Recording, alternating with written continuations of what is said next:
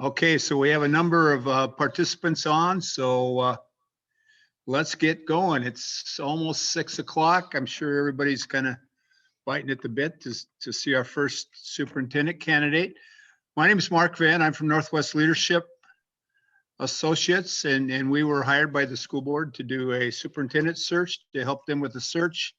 Your board has worked hard to put this group of 2 finalists together, and tonight we have our first finalist with us, and I want to introduce him, and he'll explain a little bit why he wants to be your superintendent, and then Chris Hagel here will be asking the questions that you've submitted to him. So we're very hopeful this will go well, and thanks to all of you out there that are observing tonight, and we'll have one more of these sessions tomorrow night. So without further ado, this is Tim Winter. He's the superintendent at the South Kitsap School District, and he wants to be your superintendent. So it's all yours, Tim. Thank you, Mark. And good evening, everyone. Thanks so much for taking some time out of your day to join the conversation tonight. I hope that you learn a little bit about me, and then I can learn about the district and some things that you want to share as well through the questions. So I'll just start with, this is my 30th year in education, and I've taught in elementary, middle, and high school throughout my career. I spent 13 years in the Peninsula School District at Peninsula High School as a teacher and a coach, and as an assistant principal and a principal, and great experience here in the district. My wife and I, Krestin, and we've been married for almost 32 years. We have 3 sons. 2 of those are Peninsula High School graduates, and 3 great daughters-in-law, or 2 great daughters-in-law, and a granddaughter that is 6 months old that we're really excited about, and another grandchild on the way soon. So all of our family is here in the area, and it's one of the things that brought us back here. In 2014, I was looking for to grow a little bit as a leader and an educator, and there was an opportunity to become the superintendent in the Clarkston School District over in Eastern Washington. And so really thankful for that experience. It was a district of about 2,700 students, and a perfect size district for me to learn the differences between being a principal and being a superintendent. And because of the size of the district, I had the opportunity to be hands-on in a lot of different things, to learn a lot of things about the operations of a district, and really to test some things out. I've had success throughout my career as a relationship culture builder. I was successful as a teacher and a coach in that way, and as a principal, and always wondered if it would be successful as a superintendent at the district level. And I found out in Clarkston that it was. In 2016, the Peninsula superintendent job was open. I'd been in Clarkston for 2 years, and we had moved our young son after his freshman year over to a new town and new friends. And I just felt like the timing wasn't right to apply here, even though I gave it some really strong consideration. To move him before his senior year probably wasn't the best thing for him. And so I made the choice to stay, and we stayed 3 more years and continued to grow. And then there was an opportunity. I thought there'd be an opportunity here, but at the same time, there was an opportunity in South Kitsap. And so I applied for the job there and was lucky enough to get it. And I've been in South Kitsap for the last 2 years. And again, looking at a growth opportunity, I've learned so much and grown so much as a leader and as a superintendent in a district of about 9,000 students, very similar to the size of Peninsula. And so I think that's one of the things that prepares me to be successful here. It was a tough decision, again, this time timing wise, and I talked about 2016, but again, the timing isn't great for me personally because I'd been in South Kitsap for 2 years, but there's a draw to the Peninsula School District that I just couldn't ignore, and didn't want to have any regrets by not putting my name in and seeing what would happen. And I really wrestled with the decision, but in the end, the desire to be in this district and really in a job that I'd been thinking about since I left in 2014 was too strong not to apply. And so I'm excited to be here tonight and to answer questions and have you learn about me. I just think my experiences as an administrator, as a teacher, as a coach, throughout all levels of education, and then also just in my experiences in the last 7 years as a superintendent have really prepared me to take on a district like Peninsula. I see Peninsula as really the standard of what education should look like in the state of Washington. And so would love to be a part of that, as I think the table is set right now for some real success here in this district and this community. And my family and I are excited about the opportunity to be part of the district and part of the Gig Harbor Key Peninsula community again. So with that, I will turn it over to you, Chris. All right, thanks, Tim. Okay, so for everybody attending, I just wanted to let you know these are the questions that were pre-submitted ahead of time. So we've selected what we could out of there, and we're going to go through these one by one with Tim. So we'll get started at the beginning. Tim, will you please summarize student achievement in your district, and what have you done or will do to improve learning and achievement in the future? So I think one of the things that we've all been dealing with is in the last year, student achievement has been disrupted in ways that we hadn't predicted or hadn't seen before. So I think let me define student achievement first. I really believe student achievement is centered on a whole child approach to education. I think it's the core subjects, but it's also electives and the arts and co-curricular activities and clubs and opportunities for students to grow as leaders, to grow as collaborators, to grow as communicators, problem solvers, those kind of things. So I think right now the focus, since I've been in South Kitsap, and again, I was there in year one until March when things shut down, but really the focus is to identify some instructional priorities and a learner profile that we can really create, I guess, a vision for the district of what student achievement would look like. And I think we have some growth to do as far as of what that level looks like. But now we've been in this pandemic for a year, a lot of discussion around learning loss and what that means. And while I do think students have lost some, I think they've gained in other areas, in independence, interdependence, and the ability to be owners in their own learning. So I think that's been successful. So as we move forward, one of the things that I think has happened in education in South Kitsap Peninsula and all around the state is that we've learned a lot about ourselves, and we've learned a lot about our students. And I think one of the great things is that our teachers are doing things that they haven't done in the past, and our students are doing things they haven't done in the past. And I think our parents are seeing that education maybe looks a little bit different than it did when we were all in school years ago. And so I think one of our responsibilities now as we come out of this school closure, we've got our students back in a hybrid model, some still succeeding in a remote model, but I think we have an opportunity starting in the fall of 2021 to take advantage of what's happened to us in the last year and be innovative in what education looks like as we move forward.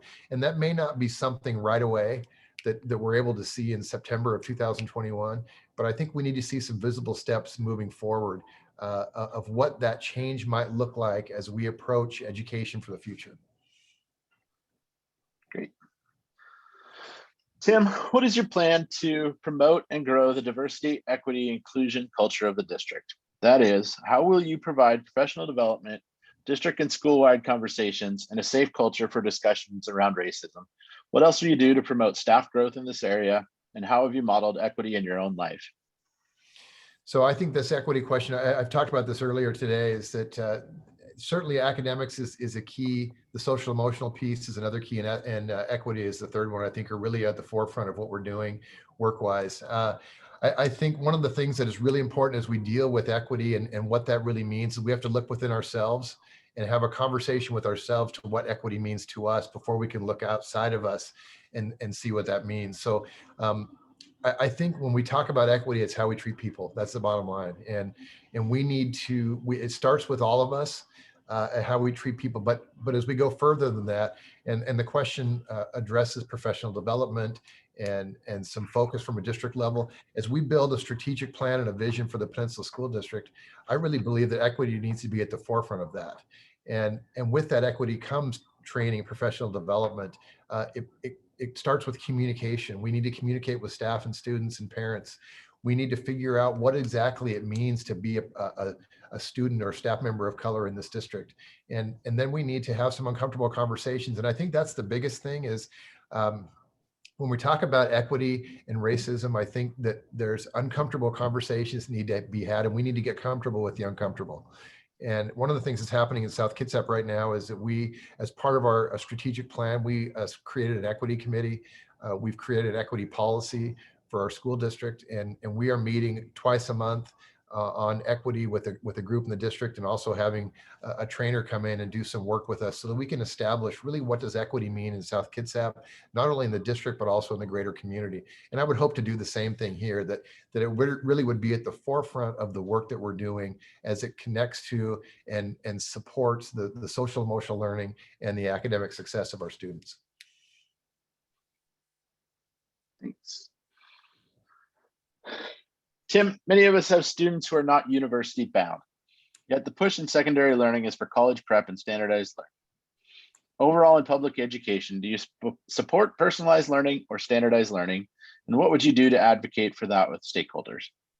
So I would start this with the phrase I've shared a number of times today. I think we used to look at K-12 education as one size fits all, but really it's one size fits one. I think we have to look at that from a different perspective.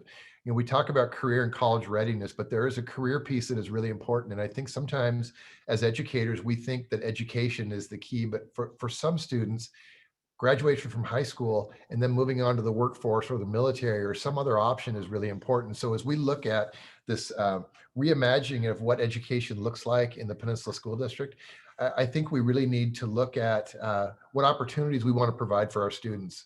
I think we have learned a lot in this last year, and now is the time to start having the conversations of what it is that we've learned.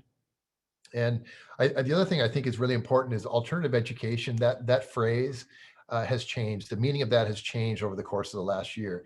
So when we talk about, I really believe that education should be personalized to the extent that we can offer opportunities. And so one of the things that I think our responsibility as educators is to figure out what the needs are of our community and the students in our district, and then find ways to meet those needs through academic opportunities and learning opportunities that prepare students as they walk across the stage of graduation and receive their diploma, that whatever it is that they want to do, they're prepared to do. And some of that, it has to be standardized because there's an alignment piece across the district, and others are that provides some personalization and some opportunity for students. From your experience, how would you begin to repair relationships with parents and guardians who have lost trust in school district administration?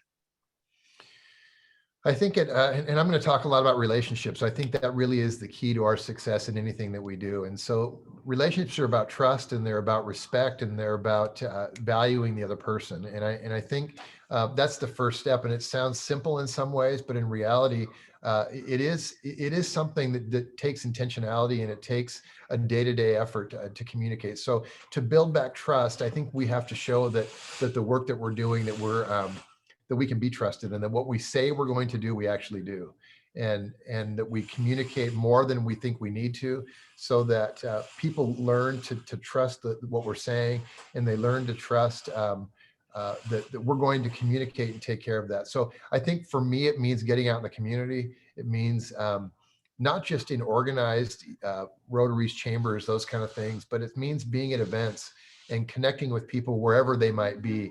And I think one of my philosophies is go to the people rather than make people come to us. And so again, it takes time to build back trust. It takes time to build a culture where people feel included and people feel part of it. But I think if you look at any organization that is successful, there's a vision that people can buy into from their heart and from their mind, and that they know that what they're expecting is what they're going to get. And so what the organization says they're going to do, they actually do. So I think that's an important first step.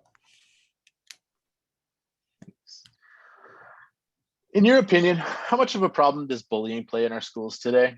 What have you done in your previous district to address and prevent this problem from occurring? So I think this goes back to my time as a principal, and you know, the word acceptance and honoring everyone. I think that when I was a principal, I felt like as a school, we were really successful.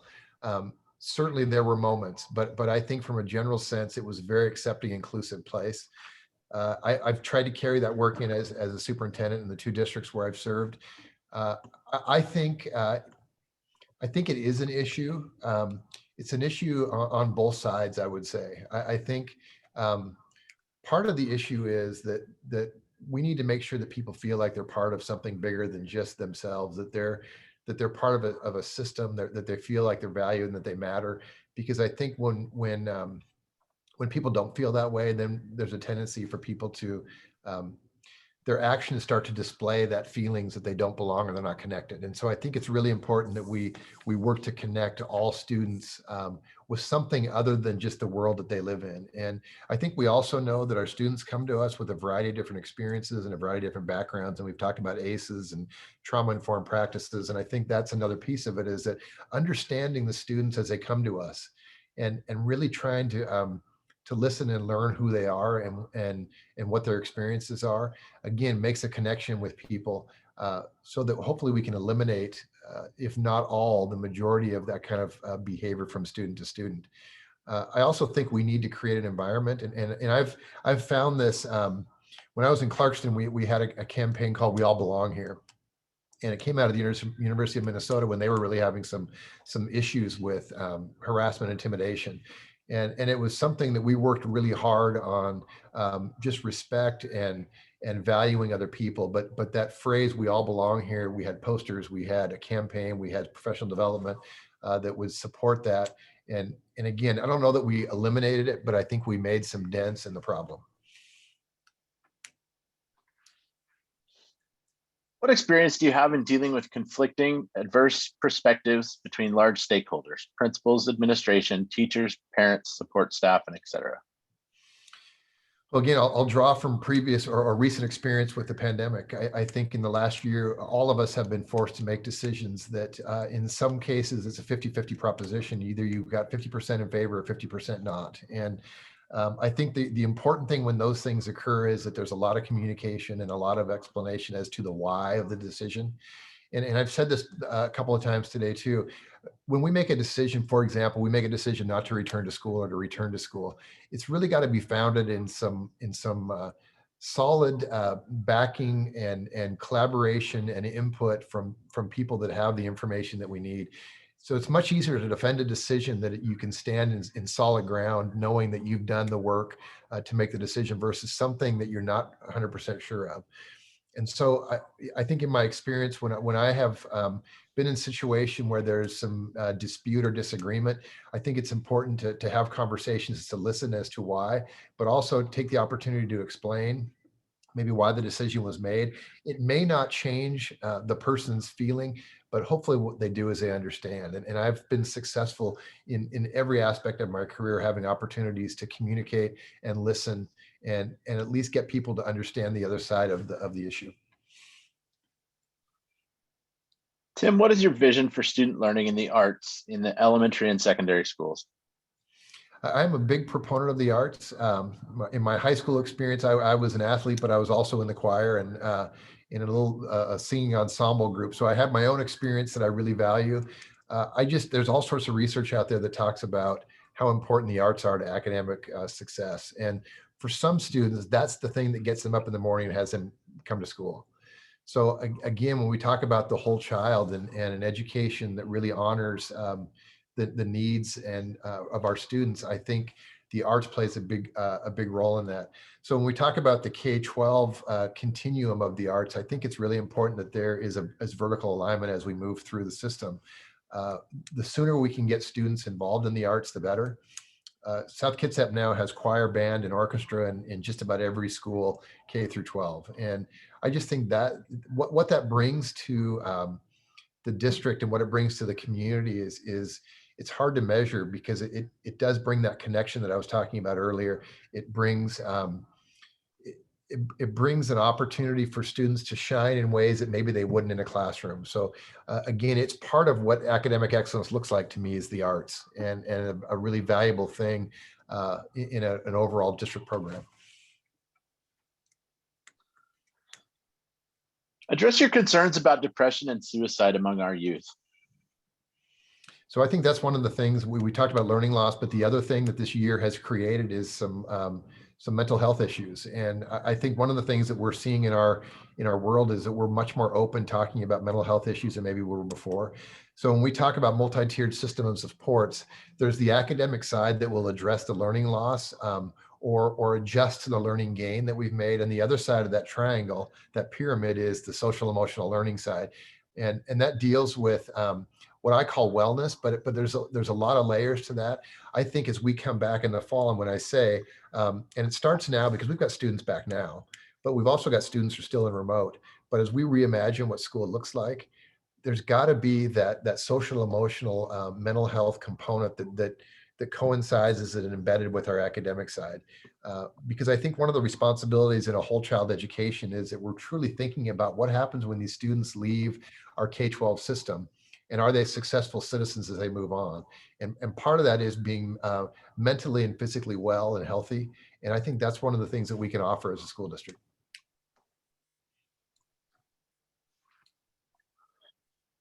COVID-19 aside, what do you feel is the most urgent priority within the Peninsula School District, and how do you think you'll tackle that priority? I think the most urgent thing is just creating a vision that everyone can buy into. I think the Peninsula Promise has some really good components to it, but I think it would be really important to take that promise and put it into an actionable vision and plan for the district to move forward. And that deals with instruction, it deals with budget, it deals with community engagement. I think all those things are critical. So one of the first things I would like to do if I was selected as a superintendent here is start to learn more about where that Peninsula Promise came from, and start to have conversations with people to start building a strategic plan that is based on board goals, the language in that Peninsula Promise, but that strategic plan really would become the guiding direction for where we go in the next 5 to 10 years. And it wouldn't just be something that would sit on a shelf or be a link on a website. It would be something that we live, that we refer to, and people talk about. It becomes part of the language patterns of the Peninsula School District, and it certainly becomes part of the actions of the district.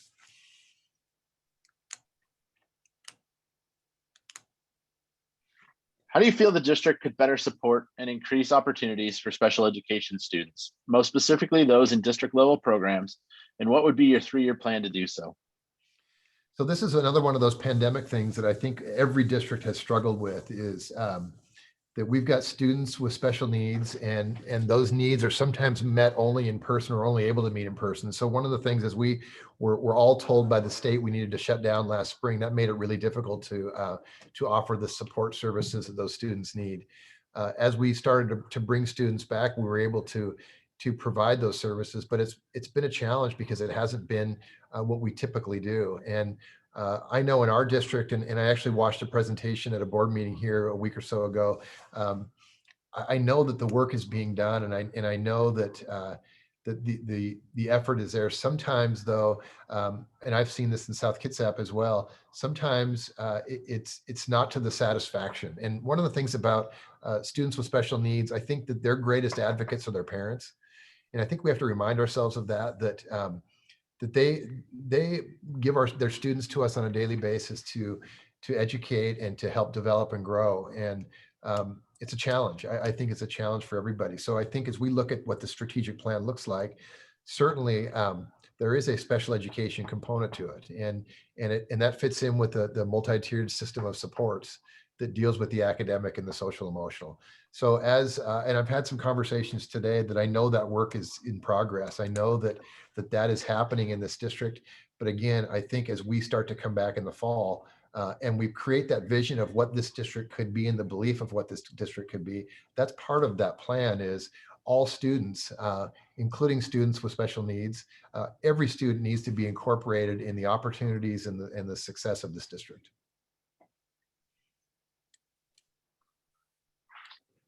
Tim, can you tell us how you would handle making decisions that are necessary for our students' education and success as a global citizen, but maybe unpopular with the public? Can you give an example of when you've had to do this before? I think that when you may have to make a decision like that, the more information you give as a decision is being made is better. So I'll start with that I think if you blindside someone with a decision that they haven't heard anything about, it becomes problematic. I think that you have to have all sorts of research and backing and information behind you to make that decision. I'm trying to think of a time where a decision was made. Sometimes there's personnel decisions that have been made that maybe haven't been popular, but have to be made because of a variety of reasons that sometimes you can't share. And I think that sometimes can be a problem too, is that there's information that can't really be released publicly. I think again, as we work to build trust in the community, When you have to make a decision that people disagree with, if you've built some trust there and at least have shared the intent of what that decision is around, hopefully what that means is that people will at least understand. I don't ever expect people necessarily to change their mind because I think disagreement is a good thing. But I think if we can understand both sides of the issue, that's important. Can you tell us how you plan to recruit and retain staff in the Peninsula School District? So again, it goes back to the beliefs of really what we think we are as a school district. And again, I think that the Peninsula School District should be the standard for education in the state of Washington. And if you're the standard for education because you have high achieving students and high achieving staff, it should be a place where people want to work, want to bring their kids to go to school. So I think that's the first step, is you create a product, and I'll say the product being the district, where people want to be part of. The advantage the Peninsula has is that this is a nice place to live and people want to live here. It offers all sorts of recreation, all sorts of opportunity, all sorts of different options for where you might want to live. I think the school district has to match those opportunities. And then I think we also have to be really intentional about how we go out and recruit people. You can sit back and wait for people to come to you, or you can go out and find them. And sometimes going out to find them takes effort, takes time, it takes creativity. But I think we are only as strong as the people, students and staff in this district. And people are our greatest resource. So we have to invest in getting the very best people, talented and passionate people for this district. Tim, what is your knowledge of the immigrant population within our district and the needs of our EL students and families? What will you do to increase support for the culture and language of these students and families as they adapt to American culture and language? You know, I would say that's one of the things that has changed or is in the process of changing since I was here 7 years ago, that the increase of our EL students. And I don't know specifically what the program entails right now, but I think it goes back to the equity discussion. That again, every student, regardless of the language that you speak or the needs that you have, we need to provide an equitable opportunity, an inclusive opportunity for those students. So again, part of that is if there's a language barrier, it becomes a challenge because sometimes there's a lack of understanding or a lack of communication. But I think we need to do our part to make sure that that we're communicating and that we're listening, not just speaking, but we're also listening to learn about what those needs are of those students. And then we have to create programs and opportunities that provide those students with the things that they need and allow them to succeed. Because I think anytime you come to a place where you're in the minority, it's a challenge. And I think that part of the welcoming environment that I think we want our district to be is a place where everybody feels accepted, everyone feels welcomed, regardless of what your background is.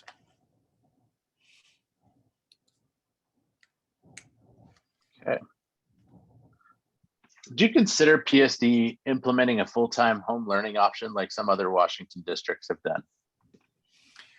I think, again, back to what we've learned in the pandemic, I think there's going to be a call for some remote learning options. And Peninsula has the Peninsula Internet Academy for 9 through 12. South Kitsap, we have a K-12 internet program, but it's based on the Pearson Connexus and Fuel Ed programs. What I would like to see is that we utilize the Peninsula School District curriculum, Peninsula School District teachers to deliver a similar, maybe not the same, but a similar remote learning option that our students have experienced this year. That could look like 5 days a week remote. It could also be that maybe it's 3 days remote and 2 days in the field doing some field experiences, or in the schools doing some hands-on learning. But I think that's the discussion for the spring. And the unfortunate part is it's already March and we're having those discussions. But fall is going to be here quickly and we need to make some decisions. But I think it's really important that we start to figure out and communicate what a remote option for our students would look like in the Peninsula School District in 2021-22.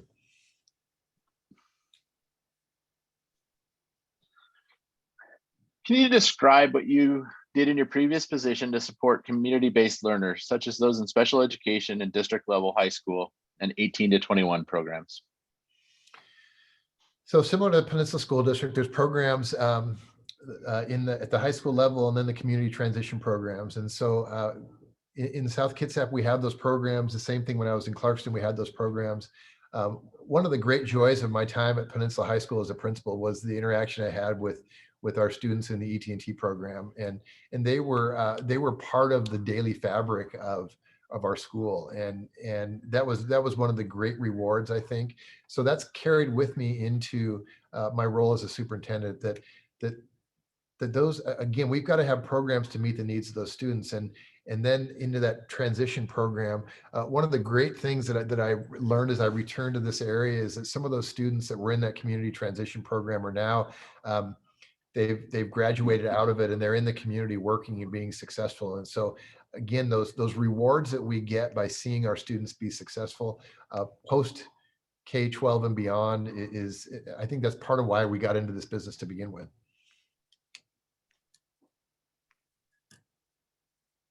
How do you plan to engage the parent community? A couple things that I've done in the past. I think it's important to reach out to the parents. We can invite parents into our home, so to speak, our district, but I think it's important to go to them. A couple of things I've done in the past. We've got in South Kitsap a number of people who ride the ferries over to West Seattle to work, and so I spent a couple of days last year early in the mornings riding the ferries with commuters and just talking with them about what their needs are in the district and how their students are doing. I've also done some things where I did a little soup with the soup, where I would invite community members in and have a little lunch, soup lunch, but just talk about issues and let them share what their feelings are and what their perceptions are of the district. I try to communicate. I shared that I do a Fast Five email to the district every week, but that also gets out to the communities, and they're just 5 little bullet points. It could be recognition, could be information about what's coming up. Last year, I met with some parents in South Kitsap about kind of some PTA groups from across the district, and the question was, how are you going to communicate with parents? And so I talked about a couple of ideas, and this was back in September. In February, I saw that same parent again at a community event, and I said, hey, how are we doing on communication? And he said, you're exceeding my expectations. So I think it's just, you've got to find multiple ways to communicate. Whether it's a little video. I've done videos before, Just a Minute with the Superintendent, where they're just 60-second videos, just talking about what's going on in the district that go out on social media. I just think the important piece is that we find every way possible to communicate, try to meet people where they are, not always make them come to us. I think Zoom has been an advantage because it's easy. It's easy to go home after work and log into a Zoom meeting when you don't have to come back out, especially in the middle of winter when it's raining. So anything we can do to connect with the community and connect with parents, I think is good. Okay, so we have one last question, and then we'll let you kind of just wrap up and speak to everybody else and give final thoughts. But this is the last one we have for you. What have you done in your career as a superintendent to support early learning and to support and level up all children entering kindergarten, to introduce a strong foundation, and what are your plans for our district for that age group? So there's all sorts of research out there that talks about preparedness for kindergarten and getting students, the conversation about reading to our kids before they get to kindergarten. It's a huge factor in their success. And one of the advantages I have is daughter-in-law is a first grade teacher, and she taught kindergarten. And so I get to have conversations with her to find out what is happening in the classroom and what are you seeing with students. I'm really excited about the transitional kindergarten program that's starting here next year. We are about a year behind in South Kitsap, but we're in the process of putting together a transitional kindergarten program, because I think that one of the things that's happened, there's a number of kindergartners that didn't show up when we expected them to show up. So they're either going to come back and we're going to have a huge kindergarten class, or we're going to have those students who skip kindergarten now going to first grade. But that early learning piece, so whether it's a jumpstart to kindergarten program, we have a readiness for kindergarten program in South Kitsap. The transitional kindergarten is important. And so I think, again, as we look at what a strategic plan looks like, early learning is a big part of that. And the state is talking about it, and I think districts are talking about it. But when you talk about what's the vision of the district, it's no longer K-12, it's pre-K-12 or P-12. We have to have some plans in place to support those students that maybe don't have the opportunity or don't come from a place where they have some family support at home, or maybe just need a little bit of extra help as they get ready to come into our system. And again, that transitional piece that's going to happen here next year, I think is going to be a huge success for the long-term success of students and the district. Thanks. So as I said, those were the questions that were submitted. Now we want to give you a little chance to kind of wrap up, and then I'll have one last thing for all of the attendees right at the end after you're done. So, Okay. Floor is yours. Thank you, Chris. I will say this, it's been a really good day. It's been a long day of a lot of question and answers like this. But one of the things that I love about this opportunity is that you get to learn a lot. And I've always considered myself a learner. And I said earlier, I'm still a teacher. I still have my teaching certificate. I still think fondly of the days I was in front of a classroom. I also know how hard it was and what a challenge it was. I think now with the pandemic, I think our parents also got a little taste of how hard that is. And again, I think it's an exciting time in education. There's a lot of hope on the horizon. Vaccines are out. We've got students back in school. I think, like I said earlier, we're still connecting and succeeding with those students that are remote, and appreciate those staff and students that are still working in that area. But it's exciting because it's an opportunity, and in some ways it's a once in a lifetime opportunity, because we've been shut down and now we're starting back up. My greatest fear is that we would come back in the fall unchanged. And I think if that were to happen, what a missed opportunity and a missed chance to develop and grow as a district. So those are the things that are running through my mind and my heart as I think about what my role might be in the Peninsula School District. And again, the reason that I'm here today, it was a challenge to accept the fact that I needed to apply here, because it was a place I wanted to be, because there's a lot of people in South Kitsap that I really respect and appreciate. And I think there's a lot of great things happening. But I'm really excited about the opportunity here. I think, like I said before, the table is set for some really amazing things to happen. We've got new buildings in the district. There's an energy that goes with that. I think just the natural energy of coming back to hopefully a more normal looking school year next year.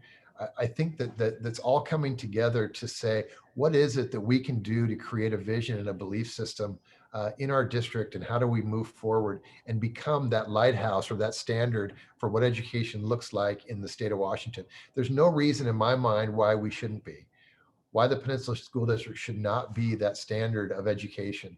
And we can compete in this district with anybody in the state as far as the opportunity we provide our students and the achievement that those students gain. And I think also in the question earlier about how do we get the best staff, we should be a destination for people who want to work in this district. And that starts with a vision, and then it continues on with a culture. And then it's just over the test of time, we build relationship, we build trust, and we build a way of doing things that not only brings about success, but it really drives people on to their futures. Great, thank you, Tim. Okay, for everyone else, there is a link that just went into the chat that you should be able to see now for feedback form. The board would really like to hear your feedback on Tim. That form is open until 7:30 tonight, so please fill it out as soon as possible. If you, for some reason, can't get it off the chat or are missing it, it is available on the district website as well. So, and with that, I'll let Mark wrap up the end. Okay, well, thanks, Chris. Thanks for your help with this, and Amy too. And thank you, Tim, for a long day, but it's not over yet. We still have to do one final interview with the board, but thank you. We had over 90 participants in this interview tonight. Thank you to all the community members that participated, and thank you, like Chris said, to all those that provide input for the school board. We'll do this again tomorrow night at 6 o'clock with our second candidate, and Krestin Bahr, and she'll be here to answer your questions. So if you have maybe different questions for her, this is a great way to be able to get those questions answered. So Tim, thank you for your day in the district. You've done very well, and we appreciate your honesty, the upfront piece that you've come forward with, and we look forward to interviewing you with the board next. So thank you, everyone. We'll close down now and wish everybody a nice evening. Have a good evening.